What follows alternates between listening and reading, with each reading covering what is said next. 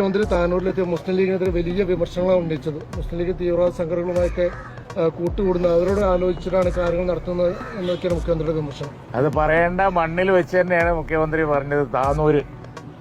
താന്നൂരിൽ മുഖ്യമന്ത്രിയുടെ വാക്ക് അറം പറ്റിയ പോലെയാണ്. കാരണം 2 ദിവസം മുമ്പ് താന്നൂർ MLA പറഞ്ഞിരുന്നു, ലീഗിനെതിരായി ഞങ്ങൾ എല്ലാവരുമായിട്ടും കൂട്ടുകൂടിയിട്ടുണ്ട്. അത് SDPIയുടെ ഭാരവാഹികൾ കഴിഞ്ഞത് മറക്കരുത് എന്ന് പറഞ്ഞപ്പോഴാണ് അതിന് മറുപടി ആയിട്ടാണ് അദ്ദേഹം അവിടെ താന്നൂർ MLA അങ്ങനെ സമ്മതിച്ചത്. അപ്പോൾ താന്നൂരിലൊക്കെ എല്ലാവരുമായിട്ടും കൂടി ആ വോട്ടൊക്കെ വാങ്ങി ജയിച്ച് അതേ മണ്ണിൽ വന്ന് അതിനൊക്കെ എതിർത്ത് ജയിക്കുകയും തോൽക്കുകയും ഒക്കെ ചെയ്തുകൊണ്ടിരിക്കുന്ന ലീഗിനെ പറ്റി പറയുമ്പോൾ കേൾക്കുന്ന ആളുകൾക്ക് പറയുന്ന വാക്കും ചെയ്യുന്ന പ്രവൃത്തിയും തമ്മിലുള്ള വ്യത്യാസം നല്ലപോലെ മനസ്സിലാവും. പറയുന്നത് മുഖ്യമന്ത്രിയാണെങ്കിലും ശരി, കാര്യം ജനങ്ങൾക്ക് ബോധ്യമാകുന്നുണ്ട്. തെരഞ്ഞെടുപ്പ് വന്നാൽ ലീഗിനെതിരെ എല്ലാവരും ഒരു വേദിയിൽ അണിനിരത്തുന്ന പാർട്ടിയാണ് CPM. അതിന് നേതൃത്വം കൊടുക്കുന്ന മുന്നണിയാണ് LDF. പൊന്നാനിയുടെ മണ്ണിൽ ഇത് എത്ര പ്രാവശ്യമായി ആവർത്തിക്കുന്നു. പൊന്നാനിയുടെ മണ്ണിൽ ഒരു സമയത്ത് അവരൊരു വേദി ഒരുക്കിയിരുന്നു. അവിടെ അണിനിരക്കാൻ ആരും ബാക്കിയുണ്ടായിരുന്നില്ല. കിട്ടാവുന്നവരെല്ലാം ഉണ്ട്. മുള്ളുമൂർക്കൻ എന്ന് പറയാറില്ലേ എന്ന് പറഞ്ഞതുപോലെ എല്ലാവരെയും സാമ്പാർ, മനോഹരമായ ഒരു പേര് മലപ്പുറം ജില്ലയിലാണ് ജനിച്ചത് ഇത്തരം ഒരു മുന്നണിക്ക്. ആ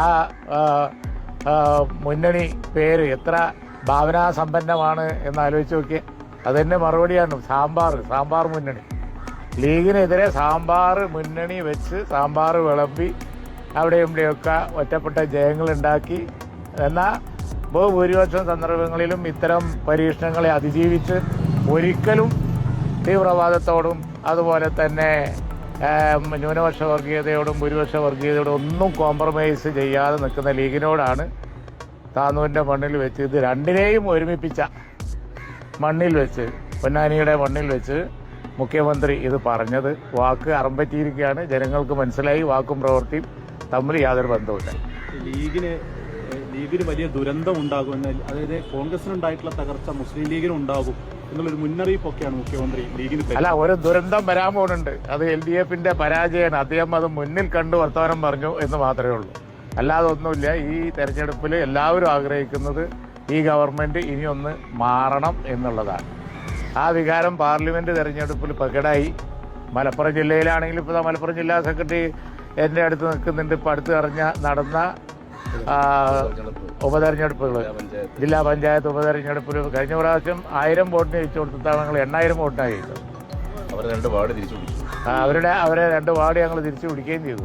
ഈ സർക്കാരിനെ താഴെയിറക്കാൻ ആരുമായും കൂട്ടുകൂടുന്നാണ് PV അൻവർ പറയുന്നത്. അൻവർ പറയുന്നത് ലീഗിന് എത്രമാത്രം സ്വീകാര്യമാണ്? അല്ല, അതൊക്കെ ഇനിയിപ്പോൾ കാത്തിരുന്ന് കാണേണ്ട കാര്യങ്ങളാണ്. കാരണം എന്താണെന്ന് വെച്ച് കഴിഞ്ഞിട്ടുണ്ടെങ്കിൽ UDF ഒക്കെ ചർച്ച ചെയ്തിട്ട് തീരുമാനിക്കേണ്ട ഒരു വിഷയമാണ്. കാത്തിരുന്ന് കാണേണ്ട രാഷ്ട്രീയം മുൻകൂട്ടി പ്രവചിക്കാൻ കഴിയില്ല. അപ്പോൾ അങ്ങനെ പലതും കേരള രാഷ്ട്രീയത്തിൽ ഇനിയും സംഭവിക്കും. അപ്പോൾ അതിനൊക്കെ പല സാധ്യതകളും ഉണ്ട്. കാരണം എന്താണെന്ന് വെച്ചാൽ ഈ ഗവൺമെൻറ്റിൻ്റെ ഒരു കാലാവധി ആയി, ഇനി ഈ പരീക്ഷണം ഒന്ന് അവസാനിപ്പിക്കാറായി എന്ന പൊതുവികാരം സംസ്ഥാനത്ത് നിലനിൽക്കുന്നുണ്ട്. അപ്പോൾ പല സംഭവവികാസങ്ങളും ഉണ്ടാവും. ഈ നേരത്തെ പലപ്പോഴും മുസ്ലിം ലീഗിന് ഒരു മതേതര സർട്ടിഫിക്കറ്റ് നൽകാനായിരുന്നു CPM മത്സരിച്ചിരുന്നത്. ഇപ്പോൾ തുടർച്ചയായിട്ട് മുസ്ലിം ലീഗിന് തീവ്രവാദ പട്ടമാണ് ഇപ്പോൾ CPM നൽകിക്കൊണ്ടിരിക്കുന്നത്. വർഗീയത മുസ്ലിം ലീഗിനെ വിഴുങ്ങാൻ പോവുകയാണെന്നാണ് നേരത്തെ മുഖ്യമന്ത്രി പറയുന്നത്. അല്ല, ഭയപ്പെടേണ്ട. കാരണം എന്താണെന്ന് വെച്ച് കഴിഞ്ഞിട്ടുണ്ടെങ്കിൽ അവരെ കൂടെ ഉള്ള പാർട്ടികൾ അവരെ സഹായിച്ച ചില പാർട്ടികളെ ചൂണ്ടിക്കാണിച്ചൊക്കെയാണ് അവരിത് പറയുന്നത്. കാലം എത്രയായിട്ടും അവരെ വിഴുങ്ങിയിട്ടില്ലല്ലോ. ഞങ്ങളെ സംബന്ധിച്ചിടത്തോളം ഞങ്ങൾക്ക് ആ പേടിയില്ല. ഞങ്ങൾ ആരെയും വിഴുങ്ങൂല്ല, ആരും ഞങ്ങളെ വിഴുങ്ങൂല. മാത്രമല്ല, മതേതര കാഴ്ചപ്പാടിൽ ഞങ്ങളൊരു കോംപ്രമൈസും ചെയ്യൂല. അവരൊക്കെ ആയിട്ട് കൂട്ടുകൂടിയിട്ട് ലീഗിൻ്റെ മതേതരത്വത്തിൽ കലർപ്പ് വരൂല എന്നുള്ളത് ഗ്യാരണ്ടിയാണ്. അത് ഞങ്ങൾ ഉറപ്പ് പറയാം. എന്തുകൊണ്ടായിരിക്കും പിന്നെ മുഖ്യമന്ത്രി തുടർച്ചയായിട്ട് ഇത്തരത്തിലൊരു പട്ടം ചാർത്താൻ ശ്രമിക്കുന്നത്? അല്ല, അത് ഞങ്ങൾ നേരത്തെ എക്സ്പ്ലെയിൻ ചെയ്തിട്ടുണ്ട്. അവരിങ്ങനെ കാർഡ് മാറി കളിക്കും. കഴിഞ്ഞ പാർലമെന്റ് തെരഞ്ഞെടുപ്പിന്റെ തൊട്ട് മുമ്പ് പറഞ്ഞത് അവരില്ലെങ്കിൽ ഇന്ത്യയിലെ ന്യൂനപക്ഷ സമുദായം 2ാം ക്ലാസ് പൗരന്മാരാവുന്നതാണ്. അത് വൻതോതിൽ അഡ്വർടൈസ് ചെയ്തു. കഴിഞ്ഞ പാർലമെന്റ് തെരഞ്ഞെടുപ്പിന് മുമ്പ് ന്യൂനപക്ഷ വർഗീയത ലക്ഷ്യം വെച്ചിട്ടാണ് ആ പരസ്യം കൊടുത്തത്. അവരില്ലെങ്കിൽ 2ാം ക്ലാസ് പൗരന്മാരാവും. കേരളത്തിൽ മാത്രമുള്ള ഒരു പറയാണ് പാർലമെന്റ് തെരഞ്ഞെടുപ്പിൽ ഇന്ത്യയിൽ അവരില്ലെങ്കിൽ അതിൻ്റെ ഒരു അർത്ഥശൂന്യത ഒന്ന് ആലോചിച്ച് ന്യൂനപക്ഷങ്ങൾ 2ാം ക്ലാസ് പൗരന്മാരാവും. അവർ അഡ്വർടൈസ് ചെയ്താണ് കഴിഞ്ഞ തെരഞ്ഞെടുപ്പിൽ. അതേ അവരാണ് ഇപ്പോൾ അവരെ കൂടെ ദശകങ്ങളായിട്ടുള്ള പാർട്ടികളെ ജമാഅത്തെ ഇസ്ലാമി, SDPI ഒക്കെ അവർക്കാണ് കാലാകാലങ്ങളിൽ സപ്പോർട്ട് കൊടുത്തുകൊണ്ടിരുന്നത്. അവരെ ചൂണ്ടിക്കാണിച്ച് എപ്പോഴും ഏത് പ്രസംഗമാണെങ്കിലും പുട്ടിന് തേങ്ങ ഇടുന്ന മാതിരി പറഞ്ഞുകൊണ്ടിരിക്കുന്നതിൻ്റെ കാരണം ഒന്നേ ഉള്ളൂ, ഇപ്പൊ കാർഡ് മാറിയിട്ടുണ്ട്. ഇപ്പൊ കാർഡ് മാറി, അന്നത്തെ കാർഡ് അല്ല ഇപ്പോൾ കാർഡ്. അപ്പൊ അത് പറയുന്നുമില്ല. അതുകൊണ്ട് അതിനകത്ത് അതാണ് ഞാൻ പറഞ്ഞത്, താനൂരിന്റെ മണ്ണിൽ വെച്ച് പറഞ്ഞത് നന്നായി എന്ന് ഞാൻ പറയാൻ കാരണം, വല്ല വിധത്തിലും സ്വകാര്യമായിട്ട് കൂടണമെങ്കിൽ കൂടാം എന്ന പൊതുവിൽ എതിർക്കുക എന്ന തന്ത്രത്തിന്റെ ഭാഗമാണ്. ഈ CPM ജില്ലാ സമ്മേളനത്തിൽ അവർ വിലയിരുത്തിയൊരു കാര്യം ഒരുപാട് വോട്ട് BJPക്ക് കൂടുന്നു എന്നുള്ളതാണ്. ഇപ്പോൾ ഈ ലീഗിനെതിരെ കടന്നാക്രമണം നടത്തുന്നത് ഭൂരിപക്ഷത്തിന്റെ ഭാഗത്തു നിന്നും കുറച്ച് വോട്ടുകൾ അവർക്ക് ലഭിക്കട്ടെ എന്ന ഒരു കണക്കൂട്ടലായിരിക്കും ആണല്ലോ. അത് സാമാന്യ ജനങ്ങൾക്ക് പോലും മനസ്സിലായിട്ടുണ്ട്. ഒരു കുറഞ്ഞ സമയത്തിന് ശേഷമാണ് കാർഡ് മാറ്റിയത് എന്നുണ്ടെങ്കിൽ നമുക്ക് മനസ്സിലാക്കാമായിരുന്നു. ഇത് പാർലമെന്റ് തെരഞ്ഞെടുപ്പിന് മുമ്പുണ്ടായിരുന്ന മൈനോറിറ്റി കാർഡ് പെട്ടെന്ന് മാറ്റി മെജോറിറ്റി കാർഡാക്കി മാറ്റിയപ്പോൾ ഇത് കഴിഞ്ഞ പാർലമെന്റ് തെരഞ്ഞെടുപ്പിൽ അവർക്ക് വോട്ട് ചോർച്ച ഉണ്ടായി. അതുകൊണ്ടാണെന്ന് എല്ലാവർക്കും മനസ്സിലായിട്ടുണ്ട്. അതിന് വലിയ വൈദഗ്ധ്യമൊന്നും വേണ്ട, സാമാന്യ ജനങ്ങൾക്ക് മുഴുവൻ കാര്യം മനസ്സിലായിട്ടുണ്ട്. പക്ഷെ അതിനൊക്കെ അതീതമായിട്ട് തന്നെ ഒരു ഭരണവിരുദ്ധ വികാരം ഇവിടെ നിൽക്കുന്നുണ്ട്. UDFനെ ആണ് ജനങ്ങൾ കാണുന്നത്, അല്ലാതെ BJP ഒന്നുമല്ല. BJP കേരള രാഷ്ട്രീയത്തിൽ ഒരിക്കലും തന്നെ ഒരു ക്ലച്ച് പിടിക്കാൻ പോകുന്നില്ല. അവിടെ മുന്നണിയും ക്ലച്ച് പിടിക്കാൻ പോകും, പല പരീക്ഷണങ്ങളും കഴിഞ്ഞതാണ്.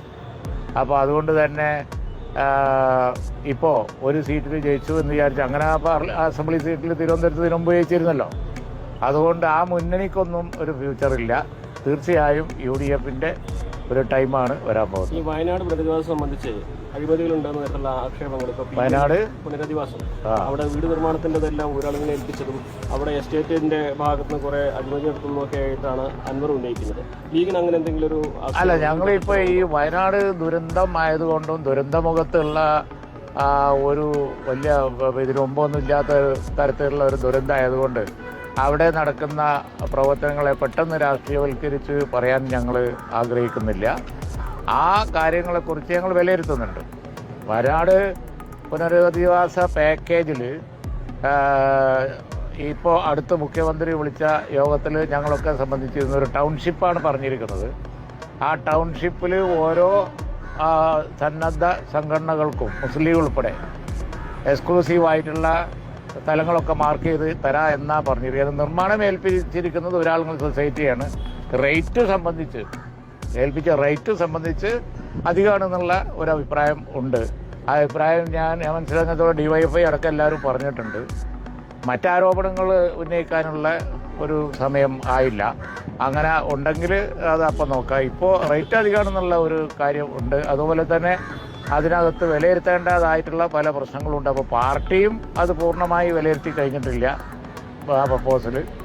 അതേപോലെ തന്നെ മുന്നണിയും UDFും കോൺഗ്രസും എല്ലാവരും അഭിപ്രായം പറയേണ്ട കാര്യമാണ്. അപ്പോൾ വയനാട് പാക്കേജിൽ ഞങ്ങളുടെ ഏറ്റവും വലിയ പ്രയോറിറ്റി എത്രയും വേഗം വിക്ടിംസിന് സഹായം കിട്ടണം എന്നുള്ളതാണ്. അതിന് വേണ്ട കാര്യങ്ങൾക്കാണ് മുൻഗണന കൊടുക്കുന്നത്. ഈ തദ്ദേശ തെരഞ്ഞെടുപ്പും നിയമസഭാ തെരഞ്ഞെടുപ്പും വരാൻ പോവാണല്ലോ, ഒരു മുന്നണി വിപുലീകരണം UDFന് മുമ്പിലുണ്ടോ? മുന്നണി വിപുലീകരണം യാദൃശ്ചികമായിട്ടും അതുപോലെ തന്നെ അപ്പോൾ ഉള്ള രാഷ്ട്രീയ കാരണങ്ങളാലും ഒക്കെ സംഭവിക്കുന്നതാണ്. മുന്നണി വിപുലീകരണം എന്നുള്ളത് നമ്മളിങ്ങനെ പ്ലാനിട്ട് അങ്ങനെ കൊണ്ടുപോകുന്നതല്ലല്ലോ. ഏത് പാർട്ടിക്കാണ്, ഏത് വ്യക്തികൾക്കാണ്, ആർക്കൊക്കെയാണ് മുന്നണി മാറാൻ തോന്നുന്നതെന്ന് ഇപ്പോൾ പറയാൻ പറ്റുമോ? ആർക്കെങ്കിലും ഒക്കെ തോന്നുന്നുണ്ടെങ്കിൽ അപ്പോൾ അത് അതിന്റെ മെറിറ്റ് നോക്കി സീരിയസ് ആയിട്ട് അതിൽ തുറന്നിട്ടിരിക്കുകയാണ്. അടക്കേണ്ട കാര്യമില്ലല്ലോ. അത് കാത്തു നിൽക്കുന്നുണ്ടോ? നിങ്ങൾക്ക് എന്താ തോന്നുന്നുണ്ടെങ്കിൽ വിവരം പറയണം. ഞങ്ങളെ അറിയാതെ പോണ്ട. ജാമ്യാനൂരേക്ക് രമേശ് ചെന്നിത്തല എത്തണം.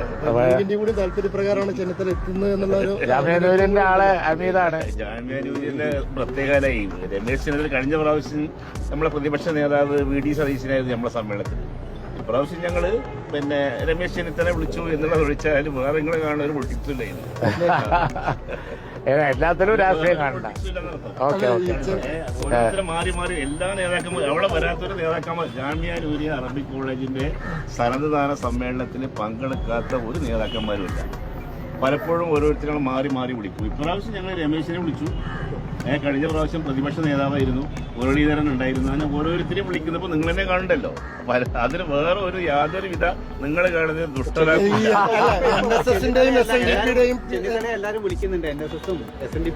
നല്ല കാര്യം. അതാണ് ഈ സന്തോഷമുള്ള കാര്യമല്ലേ ഞങ്ങളെ. അല്ല അത് മൊത്തത്തില്